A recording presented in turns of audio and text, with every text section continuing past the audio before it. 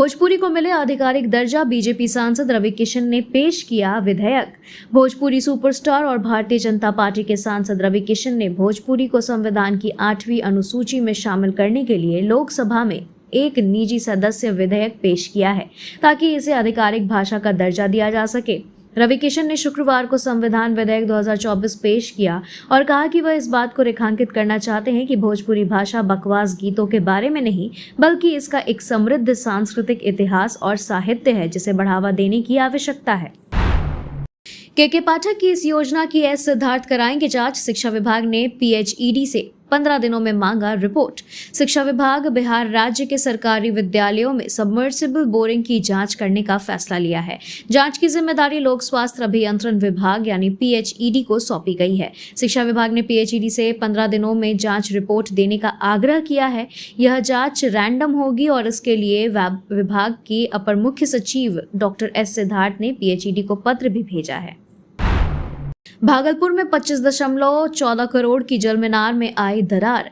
बरारी स्थित housing colony परिसर में 25.14 करोड़ रुपए की लागत से बना जल मीनार लोगों की प्यास बुझाने में कारगर साबित नहीं हो रहा है।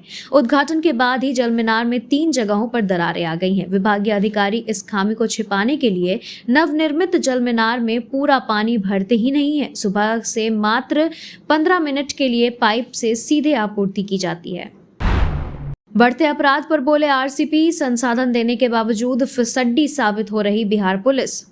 मोतिहारी पहुंचे पूर्व केंद्रीय मंत्री और बीजेपी के वरिष्ठ नेता RCP सिंह ने बिहार के बढ़ते अपराध पर चिंता जताई है। उन्होंने बिहार पुलिस की कार्यशैली पर सवाल उठाते हुए कहा है कि बिहार के अपराधियों में जो खौफ 2005 और 2010 में था वह अब नहीं है। सरकार द्वारा हर तरह के संसाधन उपलब्ध कराने के बावजूद पुलिस फिसड्डी साबित हो रही है। नीतीश कुमार का बड़ा फैसला, अब फिर किसानों को मिलेगी डीजल अनुदान राशि। पूरा बिहार इन दिनों कम बारिश होने की वजह से परेशान है। सबसे अधिक परेशानी किसानों को हो रही है।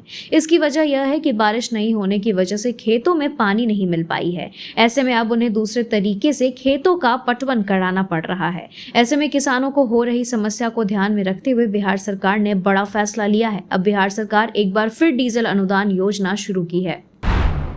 65% आरक्षण मामले में अब सुप्रीम कोर्ट में होगी सुनवाई। बिहार में आरक्षण का मामला सुप्रीम कोर्ट पहुंच चुका है। सरकार ने आरक्षण कानून में संशोधन को खारिज करने संबंधित पटना हाई कोर्ट के फैसले को सुप्रीम कोर्ट में चुनौती दी है।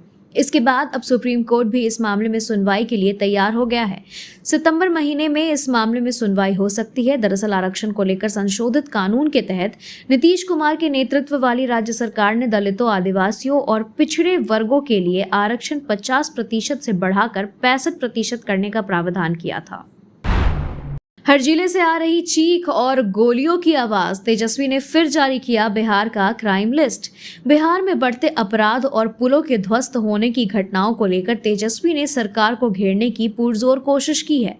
अब एक बार फिर से उन्होंने बढ़ते अपराध को लेकर डबल इंजन सरकार पर हमला बोला है। तेजस्वी ने एक्स पर लिखा है कि हर जिले से आ रही चीख और गोलियों की आवाज, ये है बिहार में डबल इंजन एनडीए का महाचौपट राज। बिहार में चहुओं ओर से चीखें आ रही हैं, गोलियों की आवाजें, लहू से लथपथ सड़कें और गालियां एवं खून से सने अखबार दर्शा रहे कि प्रदेश में महामंगल राज है।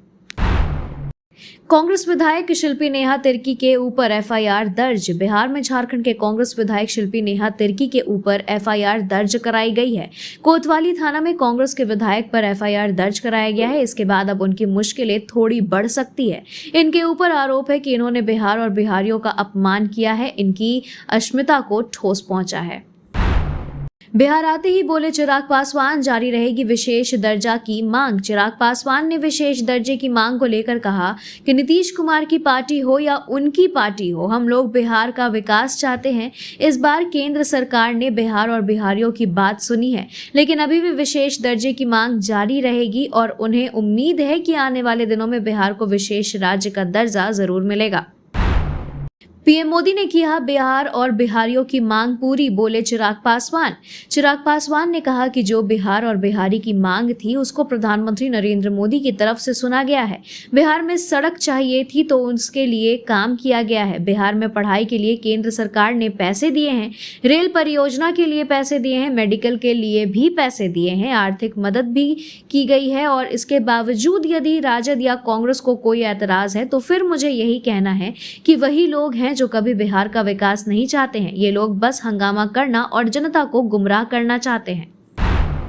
जात पात में नहीं काम करने में रखते हैं विश्वास, अध्यक्ष बनते ही एक्शन मोड में आए दिलीप जायसवाल।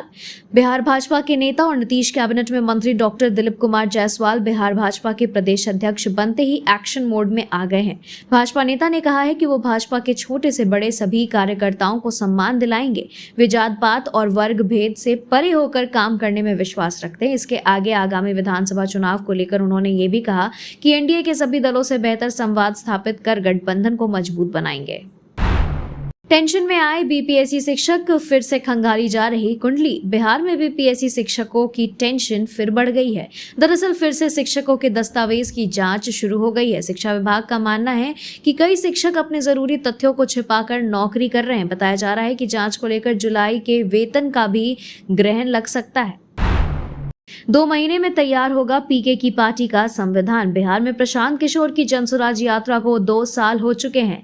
वहीं अगले साल प्रदेश में विधानसभा चुनाव होने जा रहे हैं। इसके पहले प्रशांत किशोर ने पार्टी के गठन के लिए औपचारिक प्रक्रिया शुरू कर दी है। गांधी जयंती के दिन यानी 2 अक्टूबर को पार्टी की आधिकारिक लॉन्चिंग होगी। हाजीपुर में 11 थाना अध्यक्षों का ट्रांसफर, विभाग में बड़ा फेरबदल देखने को मिला है। हाजीपुर में 11 थानेदारों को बदल दिया गया है। वहीं डीआईयू प्रभारी का भी ट्रांसफर हो गया है। एसपी हरकिशोर राय ने यह एक्शन लिया है। अब नगर थाना अध्यक्ष सुनील कुमार को बनाया गया है। बता दें कि हाल ही में एसपी ने लापरवाही को देखते हुए कुछ थाना अध्यक्षों को सस्पेंड भी कर दिया था। फर्जी लाइसेंस मामले में पुलिस पहुंची, नहीं मिले सिटी हॉस्पिटल के संचालक। धनबाद में सिटी हॉस्पिटल के संचालक डॉक्टर मनोज कुमार फर्जी एमबीबीएस डिग्री और 18 लाख रुपए किराया बकाया मामले में फंसे हैं। स्वास्थ्य विभाग ने फर्जी लाइसेंस के आधार पर हॉस्पिटल का संचालन करने पर केंद्र बंद कर जांच शुरू की है। मकान मालिक राम ध्वजा पांडे ने हॉस्पिटल में 18 लाख रुपए किराया बकाया होने का आरोप लगाया है। वहीं रविवार को हॉस्पिटल का ताला टूटा मिला और सामान गायब थे, जिसके बाद मकान मालिक ने पुलिस को सूचित किया। डॉक्टर मनोज कुमार पर फर्जी तरीके से 2020 में लाइसेंस लेने का आरोप है। झारखंड में लगे राष्ट्रपति शासन, लोकसभा में बीजेपी सांसद निशिकांत दुबे की मांग। बीजेपी सांसद निशिकांत दुबे ने झारखंड में राष्ट्रपति शासन लगाने की मांग की है। आरोप लगाते हुए पुलिस ने आदिवासी छात्रों को बर्बरता पूर्वक पीटा है, जिससे कई छात्र घायल हुए हैं। उन्होंने झारखंड सरकार पर बांग्लादेशी घुसपैठियों को बसाने और आदिवासियों की जनसंख्या घटाने का आरोप लगाया है। दुबे ने संताल, परगना और अन्य प्रभावित जिलों को अलग केंद्र शासित प्रदेश बनाने का भी मांग किया है। झारखंड के सीएम हेमंत सोरेन को मिली सुप्रीम कोर्ट से बड़ी राहत। सुप्रीम कोर्ट ने झारखंड के सीएम हेमंत सोरेन को बड़ी राहत दी है। ईडी की याचिका को खारिज करते हुए ईडी ने सोरेन को मनी लॉन्ड्रिंग मामले में मिली जमानत को चुनौती दी थी, जिसे सुप्रीम कोर्ट ने बेहद तर्कपूर्ण बताया और हस्तक्षेप करने से इनकार कर दिया था। सोरेन को झारखंड हाई कोर्ट ने जमीन घोटाला मामले में जमानत दी थी, जिसे ईडी ने विरोध किया था। झारखंड विधानसभा के मानसून सत्र में सरकार को इस मुद्दे पर घेरेगी भाजपा। झारखंड विधानसभा के मानसून सत्र में बीजेपी सरकार को घेरने की तैयारी कर रही है। बीजेपी विधायक दल की बैठक में सरकार के 5 साल के कार्यों पर सवाल उठाने की रणनीति बनाई गई है। नेता प्रतिपक्ष अमर बावरी ने आरोप लगाया है कि सरकार ने आदिवासियों के साथ अन्याय किया और विकास के नाम पर केवल वादा खिलाफी की है। उन्होंने कहा कि राज्य में विधि व्यवस्था ध्वस्त हो चुकी है और सरकार तुष्टीकरण की राजनीति कर रही है। जमीन माफिया कमलेश कल से ईडी की रिमांड पर।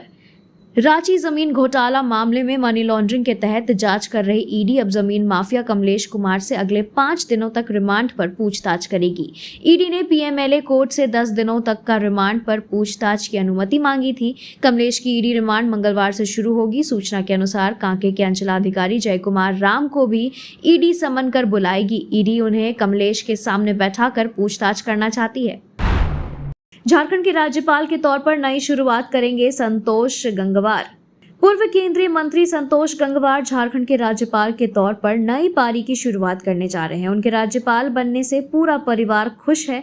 बेटी श्रुति गंगवार ने बताया कि संतोष गंगवार लोकसभा चुनाव की तैयारी में जुटे थे, लेकिन उनका टिकट कट गया। इस वजह से थोड़े निराश हुए, मगर शीर्ष नेतृत्व के निर्णय को सर्वोपरि मानकर वह पार्टी के काम में जुट गए थे। Thank you so much for watching this video. Don't forget to like, comment, share, and subscribe.